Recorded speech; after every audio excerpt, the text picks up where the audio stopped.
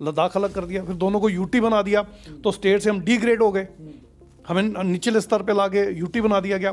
फिर अपनी मर्जी का एलजी थोपना शुरू कर दिया, और एलजी के माध्यम से मोदी और शाह और आरएसएस इनडायरेक्टली जम्मू कश्मीर के लोगों को क्रश करने में लगे हुए हैं। मैं रूल करना नहीं कहूँगा, क्रश करने में। बहुत ही मज़ेदार चीज़ है, जम्मू कश्मीर एक खुशहाल प्रदेश था।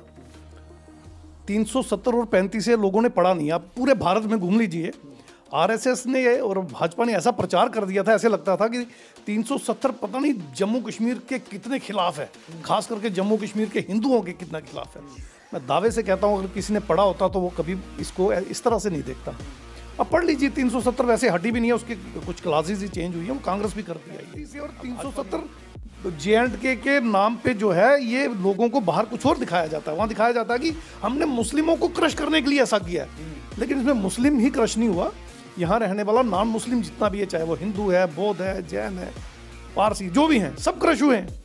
ये मार पूरे लोगों को पड़ी, और जितनी जम्मू के लोगों को पड़ी उतनी कश्मीर के लोगों को नहीं पड़ी। असेंबली के इलेक्शन करवाने में भाजपा की इसीलिए टांगे कांप रही हैं। 25 सीटें दी थी ना पिछली बार 87 में, जब एक बार इलेक्शन हुई थी, जब इनकी कोलिशन गवर्नमेंट बनी थी। संसार जी इलेक्शन करवा के देख लें, अगर 5 सीटें भी भाजपा अब ले जाए तो अब बात करिएगा। अब लोगों को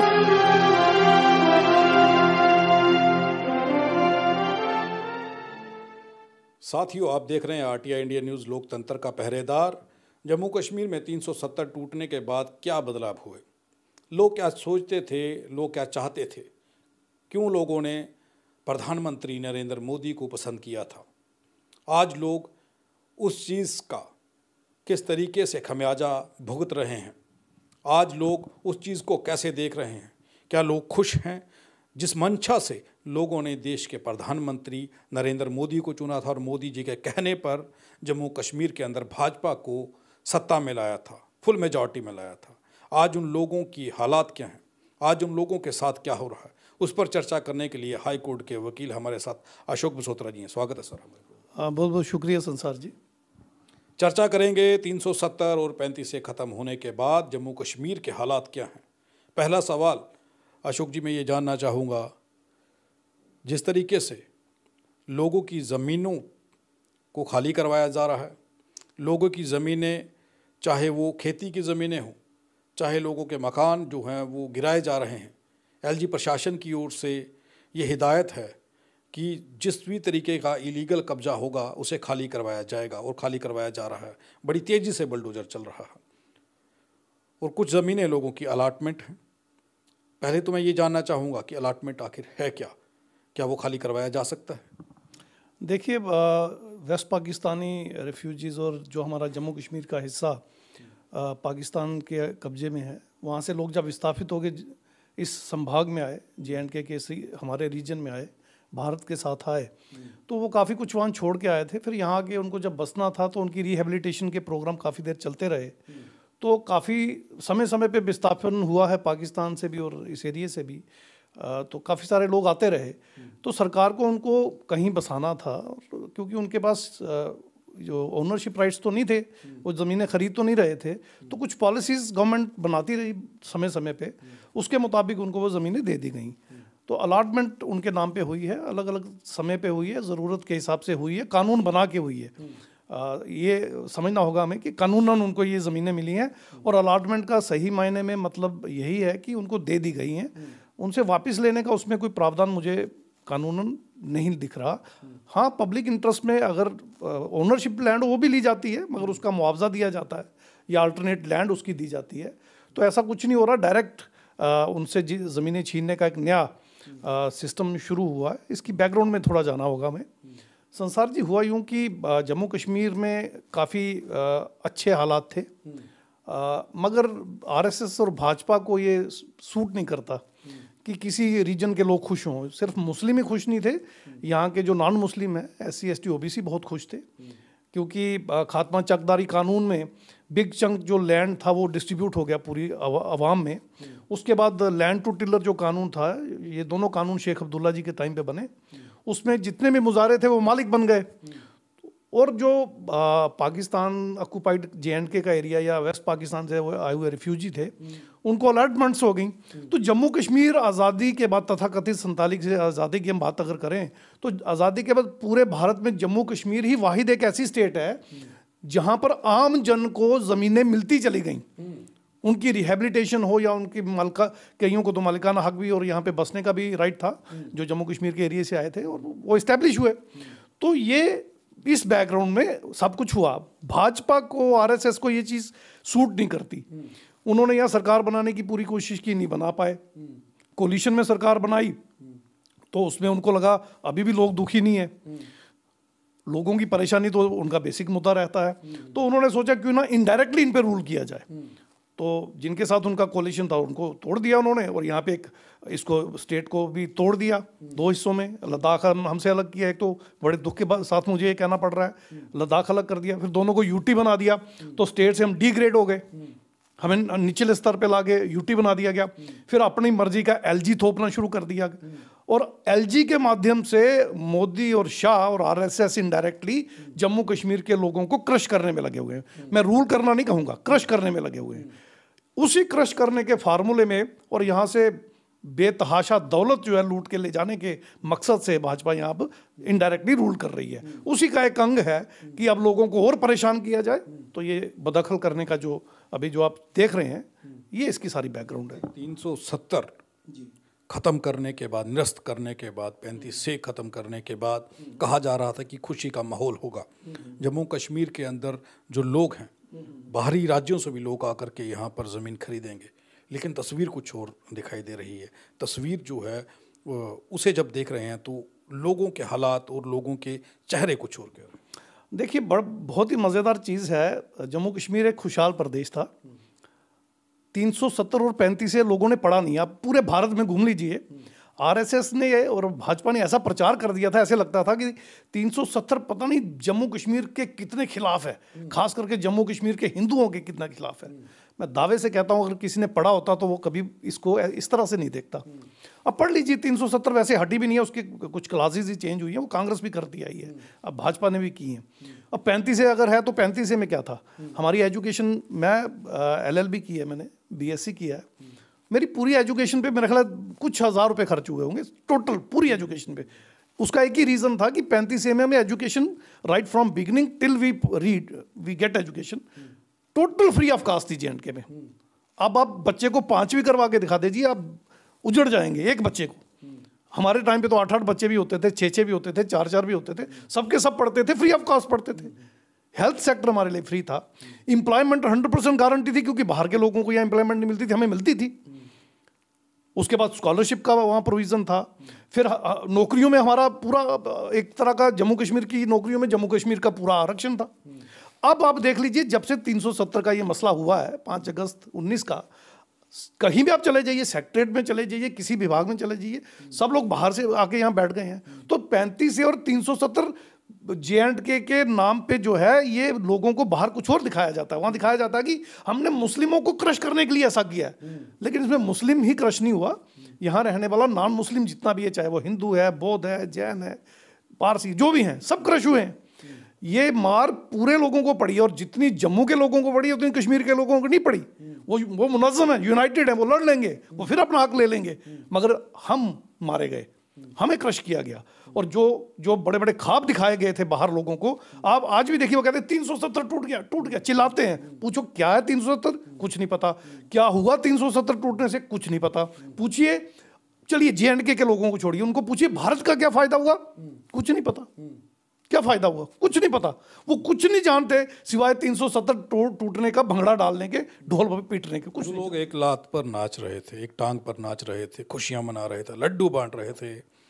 वो लोग ये कह रहे थे कि अब जम्मू कश्मीर का विस्तार होगा, अब जम्मू कश्मीर को उनके हक और हकूक मिलेंगे, ये कहा जा रहा था। तस्वीर उसके उल्ट क्यों? देखिए, हमारे लोग, अब मैं बड़ा डिसेंट सा शब्द इस्तेमाल करना चाहता हूँ, मीडिया हमारा, मैं बैठा हूँ इस वक्त में, भोले भाले हैं, इनोसेंट हैं। अब इसके आगे मैं दूसरा शब्द नहीं बोलना चाहता। अखबार के हर पेज पे, फ्रंट पेज पे, पूरे पेज की ऐड आती थी कि अगर 370 हटेगा, अगर UT बनेगी और ये बनेगा और हमारा राज होगा भाजपा की तरफ से, तो 27% पहले दिन ही ओबीसी को मिलेगा। एससी की रिजर्वेशन और एसटी की रिजर्वेशन पूरा कोटा मिलेगा, रिजर्वेशन प्रमोशन पूरी तरह से मिलेगा, जितने right SC ST OBC minority के हम सारे देंगे। और हमारे सीधे साधे लोग, हम उनको समझाते थे, अरे भाई कांग्रेस ने ही हमारी बर्बादी नहीं की, भाजपा भी उसी लाइन पे है। ये दोनों पार्टियां मनुवादी पार्टियां हैं, आरएसएस के पैटर्न पे काम करती हैं और उनका एक ही एजेंडा रहता है, हिंदुत्व के नाम पे एससी एसटी ओबीसी माइनॉरिटी को लूटो खसूटो और धन्ना सेठों के माध्यम से लूट खसूट के ले जाओ सब कुछ इनका। शासन हो, प्रशासन हो, न्यायपालिका हो, मीडिया हो, देश के या हमारी रियासत के साधन संसाधन हो, सब कुछ लूट लो इनका। मगर हमारी बात कोई सुनता ही नहीं था, संसार जी कोई हमारी बात नहीं मानता था। एससी एसटी ओबीसी ढोल पीट रहे थे, मिठाइयां बांट रहे थे। मैं पूछता हूं आज उन सबसे, आज 2.5 साल से ऊपर हो गया, 19 के बाद 20 चला गया, 21 चला गया, 22 चला गया, 3.5 साल होने को आए, क्या मिला? किसी ओबीसी को 27 नहीं मिला, किसी एससी एसटी को रिजर्वेशन प्रमोशन नहीं मिली, किसी माइनॉरिटी का भला नहीं हुआ। आप जाके कहीं भी सर्वे कर लीजिए। तो ये एक षड्यंत्र था, एक धोखा था जो भाजपा और आरएसएस ने मिलकर, पहले कांग्रेस और आरएसएस मिलकर हमें देते थे, इस बार भाजपा और आरएसएस ने मिलकर दिया। तो मनुवादी पार्टियों का एक छलावा था जिसमें हमारे लोग आ गए और बेवकूफ बन गए। मगर अब हालात बदलने भी लगे हैं, लोगों को समझ आने लगा है, इसीलिए भाजपा यहां इलेक्शन नहीं करवा रही। असेंबली के इलेक्शन करवाने में भाजपा की इसीलिए टांगे कांप रही हैं। 25 सीटें दी थी ना पिछली बार 87 में, जब एक बार इलेक्शन हुई थी, जब इनकी कोलिशन गवर्नमेंट बनी थी। संसार जी इलेक्शन करवा के देख लें, अगर 5 सीटें भी भाजपा अब ले जाए तो अब बात करिएगा। अब लोगों को समझ आ रही है, मगर जब वक्त था तब लोग नहीं चेते, तब नहीं जाना उन्होंने, और उसका खामियाजा लोग भुगत रहे हैं। अब देखिए, आपने कहा कि कांग्रेस ने और भाजपा ने आरएसएस की तर्ज पर काम किया। कांग्रेस ने भी कम नहीं किया और भाजपा ने तो उससे बढ़कर किया, लेकिन लोग जाए कहाँ? लोगों के पास रास्ता क्या है? किस तरीके से बचा जा सकता है? अगर भाजपा नहीं तो कांग्रेस, कांग्रेस नहीं तो फिर आम आदमी पार्टी, 3 चेहरे हैं अब लोगों के सामने, चौथा कोई विकल्प नहीं है, तो क्या कर सकते हैं? नहीं देखिए, आप आम आदमी पार्टी भी आरएसएस का ही एक थर्ड फ्रंट है। उनको पता है अगर भाजपा और कांग्रेस में से एक कहीं ज़्यादा कमज़ोर होता है तो तीसरा भी हमें तैयार रखना होगा, वरना ये मूल निवासी बहुजन इकट्ठे हो गए तो इनकी पार्टियां उभरेंगी और फिर ये पूरे देश पे इनका रूल होगा, वो उनको पता है। करेंगे क्या, कैसे? हाँ, मेरा इसमें मैं एक ही चीज़ मेरी समझ में जो आती है वो ये है कि जितने भी मूल निवासी बहुजन है उनको आपस में जितना भी डिफरेंसेस उनको भुलाना होगा, इनको एक पटल पे आना होगा, एक प्लेटफॉर्म पे आना होगा, एक मंच पे आना होगा, और सोशली इनको बहुत डीप रूटेड एक संगठन या कह लीजिए एक ऑर्गेनाइजेशन उनकी होनी चाहिए जिस पे वो काम करे। फिर उनके पॉलिटिकल आउटफिट 2 या 3 बने जो आपस में जितनी भी कंट्राडिक्शन उसको लेके बाहर निकले। तो लोगों के हित की बात हो, लोगों के काम की बात हो, और लोगों को सही पॉलिटिक्स जो है, जो डेमोक्रेटिक सेटअप की सही पॉलिटिक्स है, जो रियल डेमोक्रेसी है, वो लोगों तक समझानी पड़ेगी और लोगों की सोच को ऊपर उठाना होगा ताकि वो मनुवादियों के फोल्ड से बाहर निकले और इनके अपने रूल हों, रूलिंग क्लास यही हो। देखिए, जब हमारे यहाँ मुस्लिम रजीम थी तब भी अपर कास्ट मुस्लिम ही ज़्यादा डोमिनेटिंग था, मगर एक चीज़ बहुत बढ़िया थी, इस्लाम में इंसाफ का कंसेप्ट था, तो कम से कम एससी एसटी ओबीसी का उभार भी उसमें हुआ। जम्मू कश्मीर का एससी एसटी ओबीसी बाकी प्रदेशों के मुकाबले में ज़्यादा आगे बढ़ा। तो हमारे पास एक ही विकल्प बचता है कि हम अब नए विकल्प पैदा करें। एससी एसटी ओबीसी माइनॉरिटी के हम जो पसमानदा हैं, जो हम पिछड़े हैं, दबे कुचले हैं, जो असली इस देश के मूल निवासी हकदार हैं, देश के पूरा जिनका हक है देश पर, उनको अभी मुनज़्ज़िम होना होगा, इकट्ठे होना होगा और पॉलिटिकली भी सामने आना होगा, मेरा ऐसा मानना है। अब गौतम अडानी की खबर सामने आई है, उस खबर को देखने के बाद आप क्या समझते हैं? करोड़ों का घाटा दिखाया जा रहा है, किन लोगों का पैसा जाएगा, किन लोगों के बुरे हालात होंगे?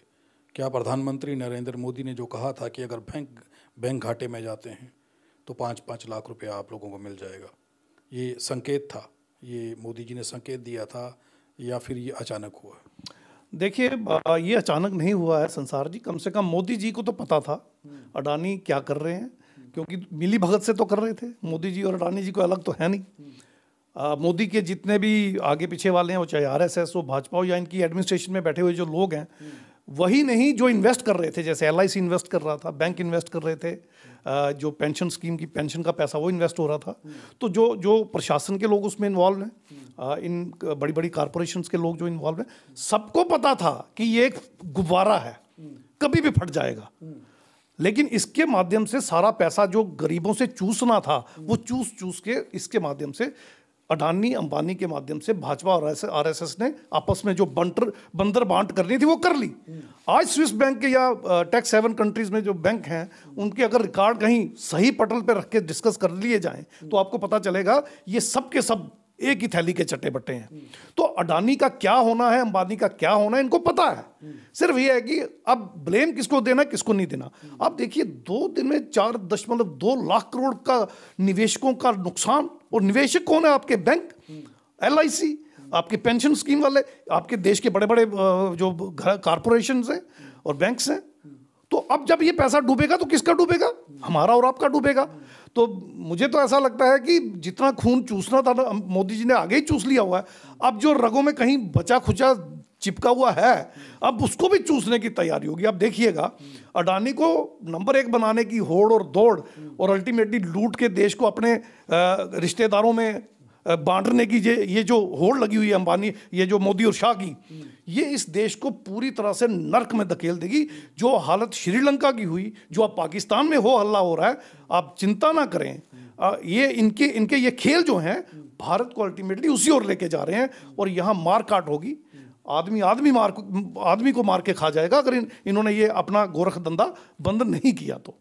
लेकिन कैसे बंद होगा? लोग तो चाहते हैं और प्रधानमंत्री ये कहते हैं कि अगली बार फिर प्रधानमंत्री बनेंगे, नरेंद्र मोदी प्रधानमंत्री रहेंगे।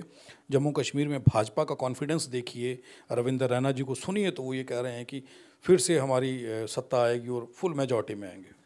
देखिए इनका कॉन्फिडेंस पहले भी हम देख चुके हैं। वाजपेयी के टाइम पे भी 2-3 बार झटके इनको लगे और फिर बड़ा झटका लगा।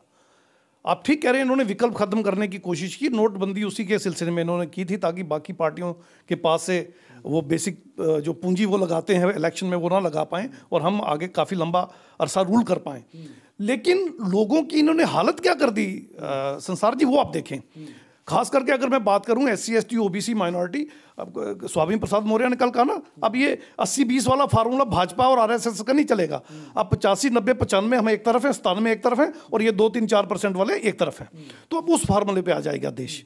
तो इन्होंने ये जो षड्यंत्र रचे हैं और जो इनकी कारकर्दगी है अब लोगों को समझ आने लगी है, ऐसा नहीं आ रही। और अब पूरे भारत में देखें, खास करके मैं SC ST OBC माइनॉरिटी की बात करूं, अगर देखिए उनके पास एजुकेशन है क्या? खत्म कर दी।